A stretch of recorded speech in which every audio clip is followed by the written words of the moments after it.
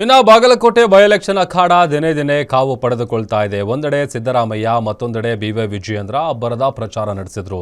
ತಮ್ಮ ಅಭ್ಯರ್ಥಿಯ ಕೈ ಕಮಲ ಪಕ್ಷಗಳು ಗೆಲುವಿಗಾಗಿ ತಂತ್ರ ಪ್ರತಿತಂತ್ರಕ್ಕೆ ಮುಂದಾಗಿದ್ದು, ಕ್ಷೇತ್ರದಲ್ಲಿ ಕೈ ಕಮಲ ಕಲಿಗಳ ಭರ್ಜರಿ ಪ್ರಚಾರದ ಕುರಿತು ಒಂದು ರಿಪೋರ್ಟ್ ಇಲ್ಲಿದೆ ನೋಡಿ.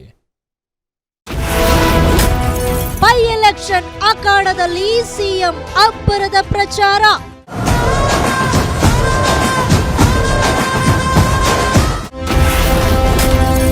ಚರಂತಿಮಠ ಪ್ರಚಾರಕ್ಕೆ ಉಚ್ಚಾಟಿತ ಶಾಸಕ ಯತ್ನಾಳ್ ಎಂಟ್ರಿ.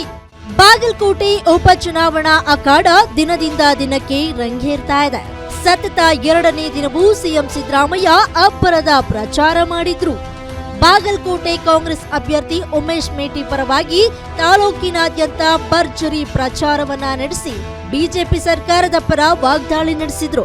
ಇಂದು ಬಾಗಲಕೋಟೆ ಮತಕ್ಷೇತ್ರದ ಮೊಗಳೊಳ್ಳಿ ಗ್ರಾಮದಲ್ಲಿ ಸಿಎಂ ಸಿದ್ದರಾಮಯ್ಯ ಅವರು ಕಾಂಗ್ರೆಸ್ ಅಭ್ಯರ್ಥಿ ಪರ ಸಾರ್ವಜನಿಕ ಸಭೆ ಮೂಲಕ ಮತಯಾಚನೆ ಮಾಡಿದ್ರು. ಕಾರ್ಯಕ್ರಮದಲ್ಲಿ ಸಿದ್ದು ಅಭಿಮಾನಿಗಳು ಟಗರು ಕಂಬಳಿ ಕಾಣಿಕೆ ನೀಡಿ ಸನ್ಮಾನಿಸಿದ್ರು. ಇದೇ ವೇದಿಕೆಯಲ್ಲಿ ಗ್ರಾಮದ ಕೆಲ ಬಿಜೆಪಿ ಯುವಕರು ಸಿಎಂ ಸಮ್ಮುಖದಲ್ಲಿ ಕಾಂಗ್ರೆಸ್ ಸೇರ್ಪಡೆಯಾದ್ರು.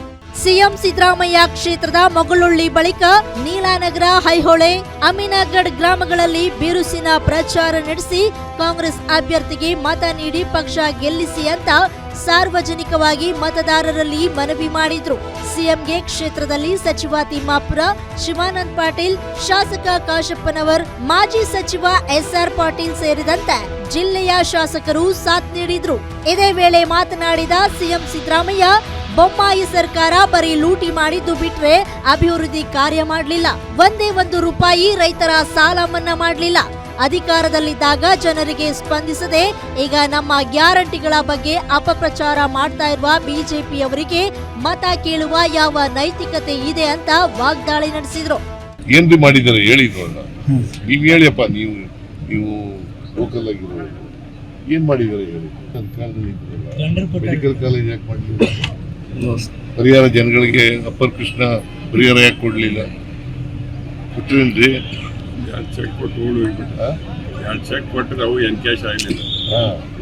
ಇನ್ನು ಬಾಗಲಕೋಟೆಯಲ್ಲಿ ಬಿಜೆಪಿ ಅಭ್ಯರ್ಥಿ ವೀರಣ್ಣ ಚರಂತಿಮಠ ಪರ ಬಿಜೆಪಿ ರಾಜ್ಯಾಧ್ಯಕ್ಷ ಬಿವೈ ವಿಜಯೇಂದ್ರ 2ನೇ ದಿನದ ಭರ್ಜರಿ ಮತ ಭೇಟಿ ನಡೆಸಿದ್ರು. ಮನೆ ಮನೆಗೆ ತೆರಳಿ ಅಭ್ಯರ್ಥಿಯ ಪರ ಮತ ಪ್ರಚಾರ ನಡೆಸಿದ್ರು. ರಾಜ್ಯಾಧ್ಯಕ್ಷರಿಗೆ ಕ್ಷೇತ್ರದಲ್ಲಿ ಛಲವಾದಿ ನಾರಾಯಣ ಸ್ವಾಮಿ, ಮಾಜಿ ಸಚಿವ ನಿರಾಣಿ, ಎನ್ ಮಹೇಶ್, ಅರವಿಂದ್ ನಿಂಬಾವಳಿ, ಗೋವಿಂದ್ ಕಾರಜೋಳ, ಶ್ರೀರಾಮುಲು ಸಾಥ್ ನೀಡಿದ್ರು. ಇನ್ನು ಬಿಜೆಪಿ ಅಭ್ಯರ್ಥಿ ವೀರಣ್ಣ ಚರಂತಿಮಠ ಪರ ಉಚ್ಚಾಟಿತ ಶಾಸಕ ಬಸನಗೌಡ ಪಾಟೀಲ್ ಯತ್ನಾಳ್ ಪ್ರಚಾರಕ್ಕೆ ಎಂಟ್ರಿ ಆಗಲಿದ್ದಾರೆ. ಯತ್ನಾಳ್ ಅವರು ಪ್ರಚಾರ ಮಾಡಲು ಮಾಜಿ ಸಿಎಂ ಯಡಿಯೂರಪ್ಪ ಗ್ರೀನ್ ಸಿಗ್ನಲ್ ಕೊಟ್ಟಿದ್ದಾರೆ.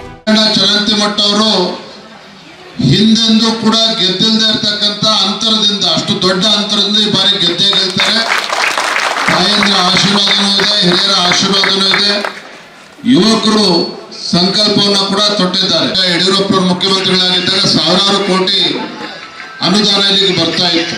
ಮುಖ್ಯಮಂತ್ರಿಗಳು ಬರ್ತಾರೆ, ಪಾಪ ಅವರೆಲ್ಲೊಂದ್ ಕಡೆ ಬಾಗಲಕೋಟೆ ಸೋತ್ಬಿಟ್ರೆ ನಮಗೆ ಮುಜುಗರ ಆಗುತ್ತೆ ಅಂತೇಳಿ ಪಾಪ ಮುಖ್ಯಮಂತ್ರಿಗಳು ಅವರ ಒಬ್ಬರು ಶಕ್ತಿ ಸಾಕಾಗೋದಿಲ್ಲ ಅಂತೇಳಿ 15 ಜನ ಸಚಿವರನ್ನ ಕರ್ಕೊಂಡು ಬಂದು ಬಾಗಲಕೋಟೆಯಲ್ಲಿ ಕೂತಿದ್ದಾರೆ.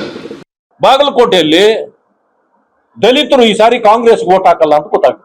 ಅದಕ್ಕೆ ಅವರವರಲ್ಲಿ ತಂದಿಡ್ತಕ್ಕಂಥ ಕೆಲಸವನ್ನು ಮಾಡ್ತಾ ಇದ್ದಾರೆ, ಜಗಳ ಹಚ್ಚೋ ಕೆಲಸ ಮಾಡ್ತಾ ಇದ್ದಾರೆ. ಒಳ ಮೀಸಲಾತಿಯ ಸಮಸ್ಯೆ ದೊಡ್ಡ ಸಮಸ್ಯೆ ಇದೆ. ನಮ್ಮ ಕಾಲದಲ್ಲಿ ಒಂದು ತೀರ್ಮಾನಕ್ಕೆ ಬಂದಿತ್ತು. ಬಸವರಾಜ ಬೊಮ್ಮಾಯಿ ಅವರು ಒಂದು ತೀರ್ಮಾನವನ್ನು ಕೊಟ್ಟಿದ್ರು, ಜಾರಿಗೆ ತರಲಿಕ್ಕೆ ಅವಾಗ ಆಗ್ತಾ ಇರಲಿಲ್ಲ. ಯಾಕಂದ್ರೆ ಕೋರ್ಟ್ನಲ್ಲಿ ಕೇಸ್ ಇತ್ತು. ಕೋರ್ಟ್ನಲ್ಲಿ ಕೇಸ್ ಬಂದು ಆಯಾ ರಾಜ್ಯಗಳು ಕೊಡಬಹುದು ಅಂತಂದ ಮೇಲೆ ಆದೇಶ ಬಂದು 1.5 ವರ್ಷ ಆಗ್ತಾ ಇದೆ. ಒಟ್ಟಲ್ಲಿ ಬಾಗಲಕೋಟೆ ಬೈ ಎಲೆಕ್ಷನ್ ಅಖಾಡಕ್ಕೆ ಸಿಎಂ ಸಿದ್ದರಾಮಯ್ಯ ಹಾಗೂ ಬಿಜೆಪಿ ರಾಜ್ಯಾಧ್ಯಕ್ಷ ಬಿವೈ ವಿಜಯೇಂದ್ರ ಎಂಟ್ರಿಯಿಂದ ಕ್ಷೇತ್ರದಲ್ಲಿ 2ನೇ ದಿನ ಕೈಕಮಲ ಕಾರ್ಯಕರ್ತರಲ್ಲಿ ಚುನಾವಣಾ ಉತ್ಸಾಹ ಹೆಚ್ಚಿದೆ.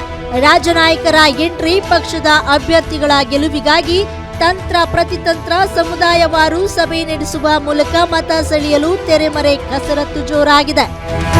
Ashok, guarantee news, Bagalkot.